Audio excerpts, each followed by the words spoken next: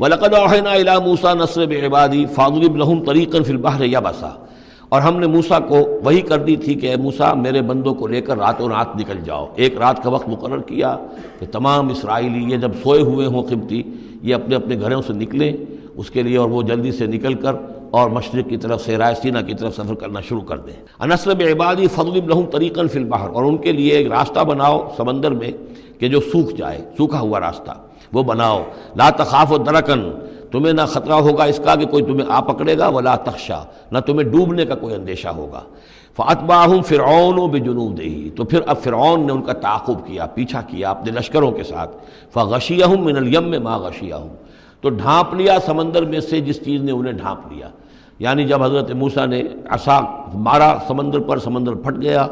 کالطود العظیم، دونوں جو ہیں دونوں طرف پانی کھڑا ہو گیا جیسے کہ چٹانیں ہوتی ہیں. خشک راستہ نکل آیا، وہ اپنی قوم کو لے کر نکل گئے. لیکن جب فرعون آیا اپنے لاؤ لشکر کو لے کر، وہ دونوں حصے جو ہیں دونوں طرف سے پانی کے آ کر مل گئے. وَأَضَلَّ فِرْعَوْنُ قَوْمَهُ، اور فرعون نے اپنی قوم کو گمراہ کیا. وَمَا هَدَىٰ، اور ہدایت نہ دی. یا بنی اسرائیل قد انجیناکم من عدوکم، اے بنی اسرائیل دیکھو ہم نے تمہیں نجات دے دی ہے تمہارے دشمن سے.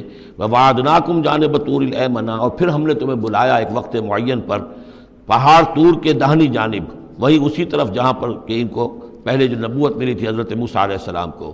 وَنَزَّلْنَا عَلَيْكُمُ الْمَنَّ وَالسَّلْوَىٰ، اور دیکھو ہم نے تم پر من و سلوہ نازل کیے تمہاری غذا کی ضرورت پوری کرنے کے لیے.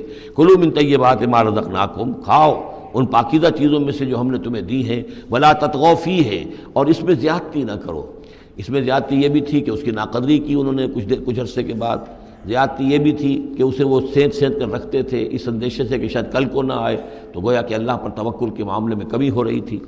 فَيَحِلَّ عَلَيْكُمْ غَضَبِي، تو تم پر پھر میرا غضب جو ہے وہ نازل ہو جائے گا. وَمَن يَحْلِلْ عَلَيْهِ غَضَبِي، اور جس شخص پر بھی میرا غضب نازل ہو جائے فقد ہوا، تو وہ تو گویا کہ پٹخ دیا گیا. وَإِنِّي لَغَفَّارٌ لِمَن تَابَ، اور میں یقیناً بہت معاف فرمانے والا ہوں ہر اس شخص کے لیے توبہ کرے، وآمن، اور ایمان لائے، وعمل صالحا، اور نیک عمل کرے، ثم اہتدی، اور پھر سیدھی راہ پر چلتا رہے. وما عجلک عن قومک یا موسیٰ، اب یہ عجلت کو تیسری مرتبہ نوٹ کر دیجئے. پچھلی صورت کے اندر 2 مرتبہ آ چکا ہے. ولا تعجل علیہم، اے نبی جلدی نہ کیجئے ان پر عذاب کے معاملے میں. اور چاہے لفظ عجلت نہیں آیا تھا، وما نتنزل الا بامر ربک، قرآن مجید کے بارے میں بھی، وحی کے بارے میں بھی آپ جلدی کا معاملہ نہ کیجئے، یہ تو جو اللہ کی مشیت ہے اس کے مطابق ہوگا. اب یہاں دیکھیے حضرت موسیٰ سے ایک جلدی ہوئی ہے. حضرت موسیٰ کو جب بلایا ہے اللہ تعالیٰ نے کوہ طور پر تورات دینے کے لیے، تو جو وقت معین تھا اس سے پہلے پہنچ گئے یہ. وما عجلک عن قومک یا موسیٰ، ایکسپلینیشن کال ہو رہی ہے، کیا کس چیز نے تمہیں یہ جلدی کرنے پر آمادہ کیا، اپنی قوم کو چھوڑ کر تم آ گئے اے موسیٰ.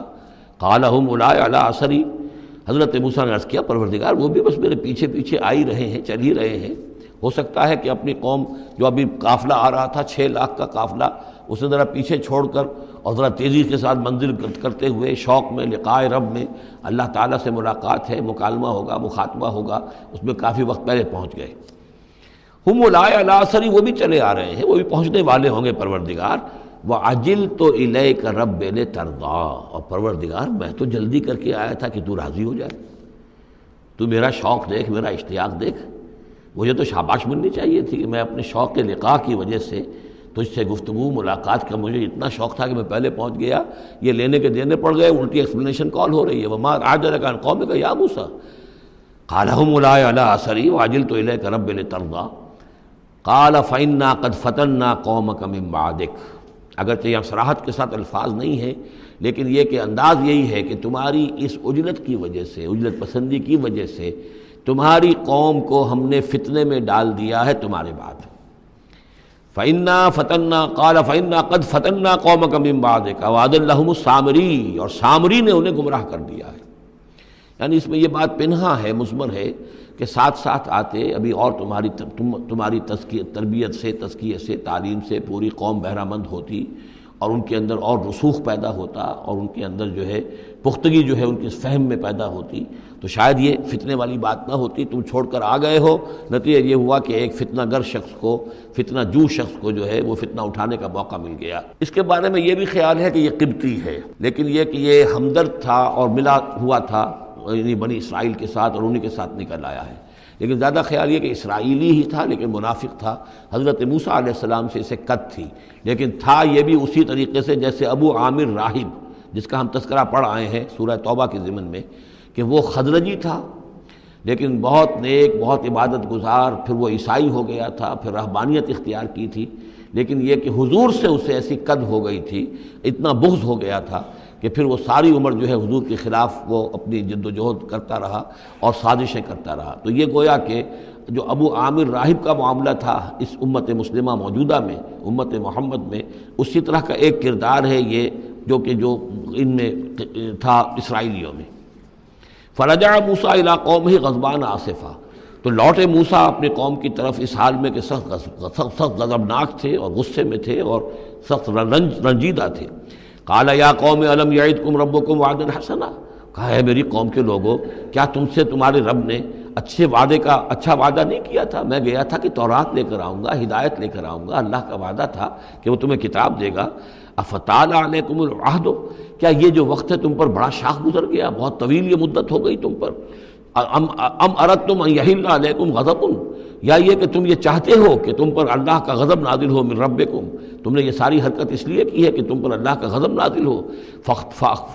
فاخلفتم موعدی، تم نے مجھ سے جو وعدہ کیا تھا اس کی خلاف ورزی کی۔ قالوا ما اخلفنا موعدک بملکنا، لوگوں نے جواب دیا اے موسیٰ ہم نے اپنے اختیار سے آپ کے وعدے کی خلاف ورزی نہیں کی، ولکننا حملنا اوزار القوم، لیکن یہ کہ ہمارے اوپر بوجھ تھا یا اٹھائے ہوئے تھے ہم قوم کے بہت سے بھاری بوجھ۔ مختلف روایات ہیں، زیادہ روایت جو قرین قیاس ہے وہ یہ ہے کہ چونکہ اسرائیلی لوگ جو تھے وہ بہرحال حضرت ابراہیم کی نسل سے تھے، تو قبطی قوم میں بھی بہت سے لوگ، بہت سی عورتیں اپنی امانتیں ان کے پاس رکھواتے تھے کہ یہ لوگ امانت میں خیانت نہیں کرتے، تو زیورات اس قوم کے بہت سے ان کے پاس تھے۔ جب یہ نکلے ہیں تو وہاں سے وہ سارے زیورات وغیرہ لے کر آئے ہیں، لیکن ایک ذہن پر بوجھ تھا کہ یہ ہمارے لیے جائز بھی ہے کہ نہیں ہے، لہذا سامری نے پہلے تو ان کو یہ کہا کہ یہ بوجھ تمہارے لیے، یہ زیورات تمہارے لیے درست نہیں، ان کو پھینک دو۔ ان کو ان سے پھینکوا دیا، اس کے بعد ان کو گلایا، اور اس کو گلا کر وہ جو دھات تھی اس کے ذریعے سے ایک بچڑا بنایا، اور ترکیب ایسی کی کہ اس بچڑے میں سے کوئی ہوا کا گزر ایسا ہوتا ہوگا کہ جس سے اس میں آواز آتی تھی جیسے کہ کوئی ڈکرا رہا ہو بیل، تو وہ آواز بھی اس میں سے آتی تھی۔ اور اس کی جو ایک اور توجیہ وہ سامنے آ جائے گی جو خود اس نے بیان کیا کہ میں نے کیا کیا تھا۔ قالوا ما اخلفنا موعدک بملکنا ولکننا حملنا اوزارا من زینۃ القوم، یعنی ہمارے دشمن قوم فرعون کی قوم کے جو زیورات تھے اس کا بہت سا بوجھ ہمارے پاس تھا، فقذفناها، تو ہم نے پھینک دیا، فکذلک القی السامری، اور اس طریقے سے پھر سامری نے اس میں سے یہ بچڑا تیار کیا، فاخرج لهم عجلا، اور پھر اس میں نکالا ان کے لیے ایک بچڑا، جسدن، وہ دھڑ تھا اس کا، جس کا دھڑ تھا، لہو خوار، جس میں سے وہ ڈکارنے کی سی آواز بھی آتی تھی، ڈکرانے کی۔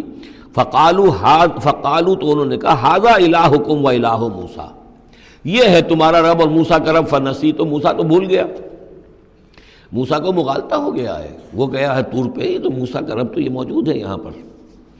افلا یرون اللہ یرجع الیہم قولا، تو کیا وہ یہ نہیں دیکھتے تھے کہ وہ جو ہے وہ بچڑا وہ ان کی کسی بات کا جواب تو نہیں دیتا تھا، وہ تو ایک آواز بس آ رہی تھی، اللہ اللہ خیر صلی اللہ، ولا یملک لہم ضرا ولا نفعا، نہ ان کے لیے وہ کوئی کسی مضرت کا سبب بن سکتا تھا، نہ کسی بھلائی کا اور نفع کا۔